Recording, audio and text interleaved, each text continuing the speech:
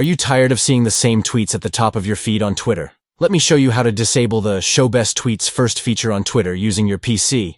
Follow these simple steps. Begin by opening Twitter on your PC. Once you're logged in, locate and click on your profile picture at the top right corner of the screen. From the drop-down menu, select Settings and Privacy to access your account settings. Scroll down to the Content section and look for the Timeline options. Under this section, you'll find the setting for Show Me the Best Tweets First. Uncheck the box next to this option to disable the feature. After unchecking the box, ensure to save your changes. Scroll further down the page and click on the Save Changes button. You may be prompted to enter your password for security purposes. Once done, click Save Changes again to confirm.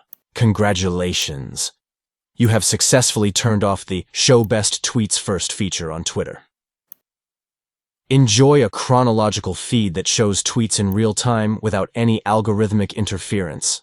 Take control of your Twitter feed by following these steps. Stay tuned for more tips and tricks to enhance your social media experience. Happy tweeting!